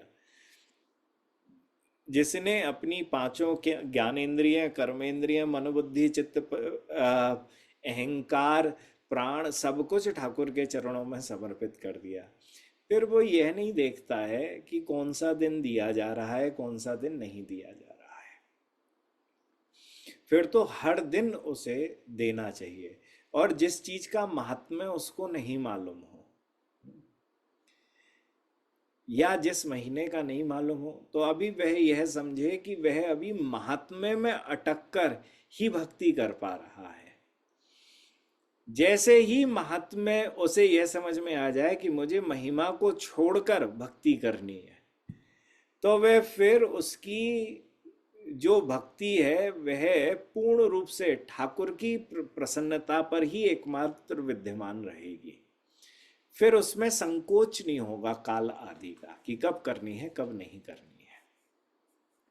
हम महिमाओं में इतना बंध जाते हैं कि हम बहुत सारी चीजों को उस समय पर छोड़ देते हैं। महिमा जरूरी है, पर वो जरूरी है एक समय तक।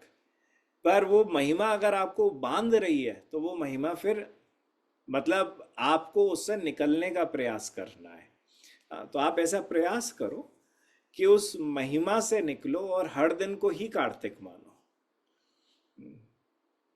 और आपको जो कृपा चाहिए भैया, फिर तो वह हर कृपा है जाएगी। राधेश्याम महाराज जी जब अर्जुन को दिव्य दृष्टि की जरूरत पड़ी श्री कृष्ण जी का स्वरूप जानने के लिए, तो ये कैसे संभव है कि बिना दिव्य चक्षु के नवजात भक्त दीक्षा से पहले तो मन में भिकार नहीं, पहले तो मैं भिकारी ही हूँ, वो लोग गुरु जी को पहचान लें, वो गुरु जो गोविंद से बड़े हैं।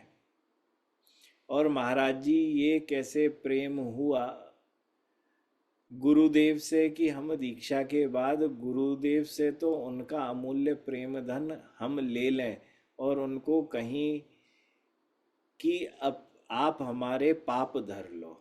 अरे भैया तू अंग्रेजी लिख लियो कर लाली, तेरी हिंदी ऊपर से आधी निकल गई। मैं फिर से समझने को प्रयास कर रहा हूँ, 1 सेकंड रुकियो। महाराज जी जब अर्जुन जी को दिव्य दृष्टि की जरूरत पड़ी तो श्री कृष्ण का विश्व रूप जानने के लिए, तो ये कैसे संभव है कि बिना दिव्य चक्षु के नवजात भक्त दीक्षा से पहले तो मैं भिखारी ही हूँ। ये बात मेरी समझ में नहीं आई। वो लोग गुरु जी को पहचान लें, वो गुरु जो गोविंद से बड़े हैं, ऐसा है। सबसे पहले तो आप इस बात को समझो कि आ, जो भक्त है ना, वह भक्त अहंकारी है, उसका अहम बड़ा है। शुरुआत में दीक्षा से पहले उसका अहम बड़ा है, पर उसके जीवन में अब एक गोल आ रहा है कि मुझे कृष्ण की प्राप्ति करनी है, मुझे वृंदावन की प्राप्ति करनी है, मुझे राधा रमन लाल अपने जीवन में चाहिए। तो वो क्या करता है, वो जब हृदय के अंदर उसके यह गोल आता है, दीक्षा से पहले भक्ति करनी है ना, भक्ति करनी है ना जी, तो मैं अपनी बात कर रही थी कि मैं भिखारी ही हूँ, तो कैसे पहचानूं कौन मेरे गुरु हैं। अच्छा, पहले भक्त करने, तो ऐसा होता है कि आ, गोल आया, गोल आ जाने के बाद मैं हमेशा इस बात को कहता हूँ, आप इस बात को बहुत गंभीरता से सोचो कि मैं किन्हीं भी गुरु से प्रभावित होकर दीक्षा नहीं लूं। मैं गुरु, जो भी गुरु चरण हैं जिनसे मुझको दीक्षा चाहिए, वह उनका स्वभाव में भक्ति है कि नहीं है, वो स्वभाव से कैसे है, और क्या मैं उनका अनुशासन मानकर उनको अपने ऊपर शासन आध्यात्मिक रूप से करने दे सकता हूं या सकती हूं। हाँ, यह प्रश्न होना चाहिए। जब यह प्रश्न हो तो आप यह समझेंगे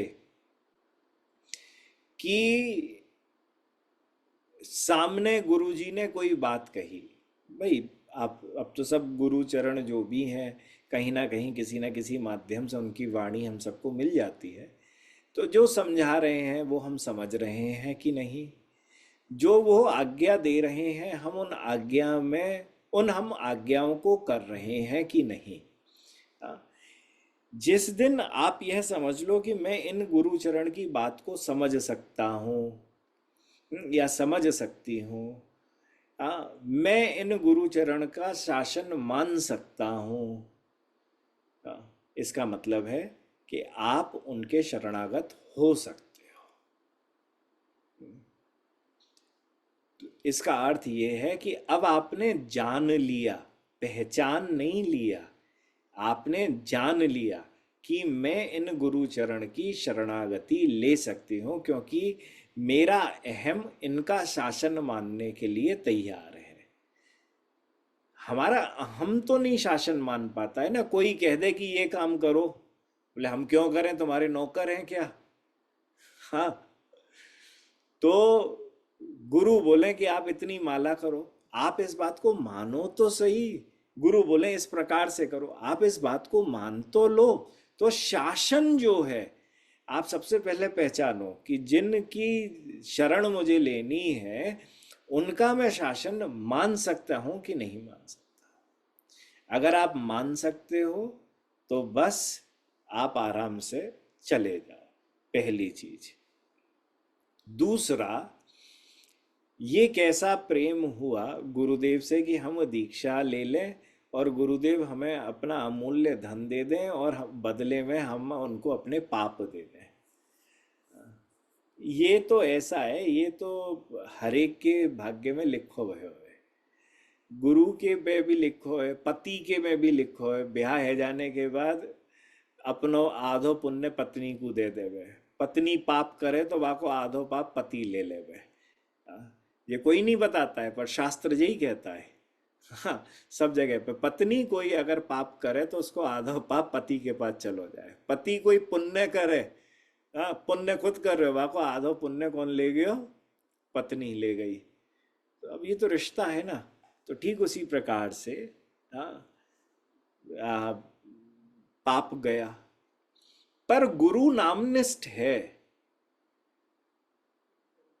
गुरु नामनिष्ठ है। जैसे ही उसने एक बार कहा कृष्ण, तो जितने पाप लिए वो तो धुल गए, वो जितने पाप लिए वे सबके सब धुल गए। क्यों? क्योंकि नाम के अंदर इतनी अपूर्व शक्ति है कि वह सब कुछ धो देता है। सो हमारे वह पाप तो खत्म हो जाते हैं। और सब पापों में भी जन्म के जो पाप हुए, इस जन्म में जो करे वो पाप लिए, वो पूर्व के जन्मों के वो जो संचित पाप है ना, उनको गुरु जी ने नहीं लिया है। वो तो भैया तुझको भक्ति कर करके दो दो के निकालने पड़ेंगे। हाँ, इस जन्म के जो हुए हैं वो वाले लिए हैं, ये भी ध्यान रख लो। Is there any way we can clean all our paps before getting Diksha so that we don't hurt our Guru Devju and his family है लाइफ? अच्छा, हिज लाइफ तो ऐसा है ना ना ना ना ना ना ना।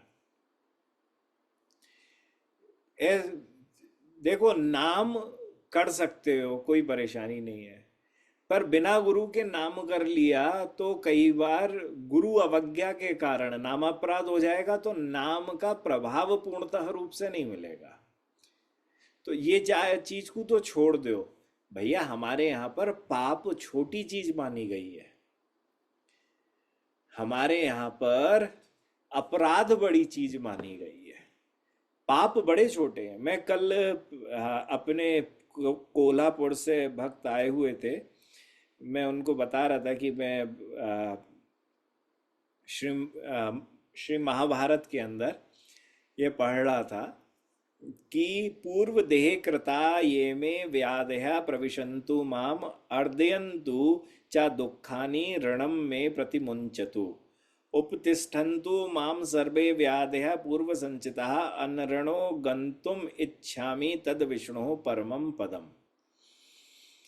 महाभारत के अंदर बताया है, नारद जी कह रहे हैं शांति पर्व में कि पूर्व शरीर में मेरे जितने भी पूर्व शरीर हों, उन सब में मैंने जितने भी पाप किए हों, उसके फल स्वरूप जितने भी रोग हो सकते हों, जितनी भी बीमारियां हो सकती हों, वह आप अभी इसी समय मेरे शरीर में प्रवेश करा दीजिए भगवान।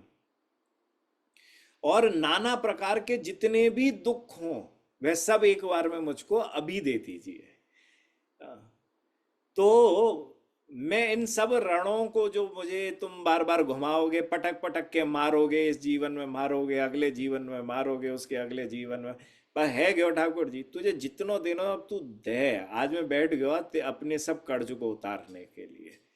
तो इन सब का जो मेरे ऊपर ऋण है वह उतर जाए।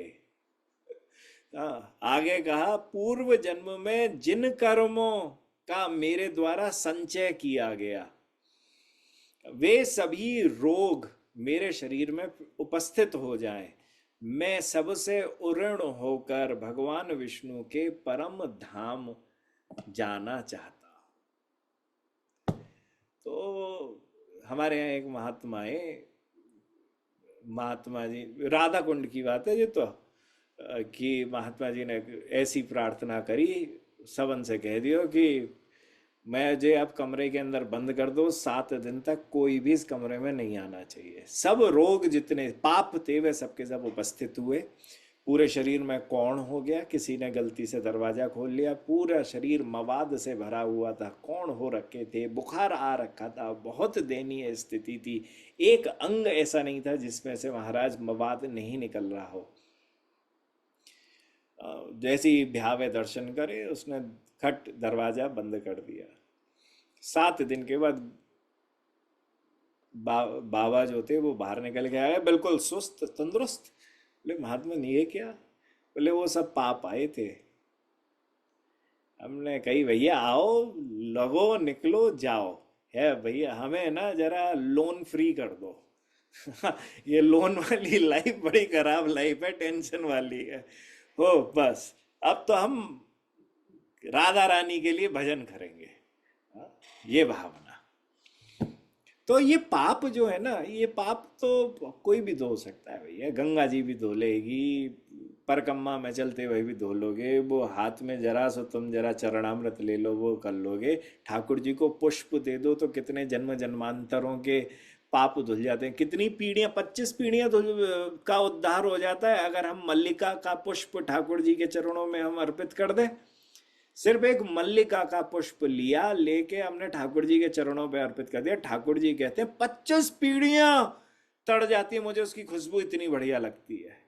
तुलसी जी अर्पित कर दी, ठाकुर जी की प्राप्ति हो गई। आरती कर ली तो ठाकुर जी के सब पाप मिटने शुरू हो गए। अब पाप मिटने के इतने सारे इतने सारे वो हैं। गंगा जी चले गए तो वहां पे पाप मिटवा के आ गए, किसी वैष्णव के दर्शन कर लिए तो पाप मिट गए। ये पाप छोटी चीज है, असली तो धमाको न्यूक्लियर बम को हो गए, और वो है अपराध। ये सूतली बम जैसे फूटे फूटे ना, ऐसी चट चट पिट पिट आवाज हो रही है, ये पाप आते हैं। वो न्यूक्लियर वालो होवे, वो होवे वैष्णव अपराध, नामा अपराध, सेवा अपराध। सेवा अपराध भी वहां में एक बार को जाए सके हाँ। पर ये दो अपराध जो है, नाम अपराध और वैष्णव अपराध, ये जा पे तो सबकी सबकी हालत खराब है, चाहे कोई हो संसार में, कोई वैष्णव क्यों ना हो। तो आपकी भावना बहुत अच्छी है कि आप अपने गुरु को अपने पाप नहीं देना चाहते हो, बहुत अच्छा है। पर नाम पर इतना भरोसा तो कर रखो कि नाम हमेशा इस बात को कहता है कि जो भी मेरा नाम कर देता है, एक बार बोल देता है, सर्व पाप प्रणाशनम, हाँ, उसके सब जितने भी पाप हैं वह चले जाते हैं। हाँ, नाम संकीर्तनम यस्य सर्व पाप प्रणाशनम। तो भैया संकीर्तन कर लो, अपने सब पापों को धो लो, चले जाओ, दीक्षा ले लो, कोई परेशानी नहीं है। हाँ, तो आपकी भावना अच्छी है, पर उस भावना से ऊपर उठो। क्योंकि वह भावना अगर आपको अभी शरणागति नहीं प्रदान कर रही है, तो वह भावना आपको अभी तक कृष्ण का बनने से रोक रही है। तो कृष्ण का बनना हमारा सर्वप्रथम कार्य है। चलो भैया, आज के जितने प्रश्न उत्तर हते वह सबके सब है गए। जय राधा रमन। एक सेकंड रुक जा रे। अच्छा, हो गए बड़े सारे प्राइवेट में अलग मैसेज आवे। आप सबको ठाकुर जी खूब भक्ति देवें, खूब भक्ति तत्व देवें, खूब जित तन मन धन दियो ठाकुर जी सब तन कृष्ण में बना दे। मैं ना कह रहे हो हरण करें। हाँ, तुम अभी यहीं रहो। आपको कृष्ण में बने सबसे पहले। जिस दिन कृष्ण में बने कृष्ण में बनोगे, ठाकुर जी अपने आप ही फिर जैसी भावना रखेंगे वो अपने हिसाब से बुलाए लेंगे। तो आप सब कृष्ण में बनो, एवं आप सब में इतना भक्ति का प्रचार प्रसार हो आपके हृदय के अंदर कि ठाकुर आपके हृदय में ही रास करते रहे। जय राधा रमन लाल की जय। श्री भट्ट गोपाल जय। शुभ रात्रि आप सबको।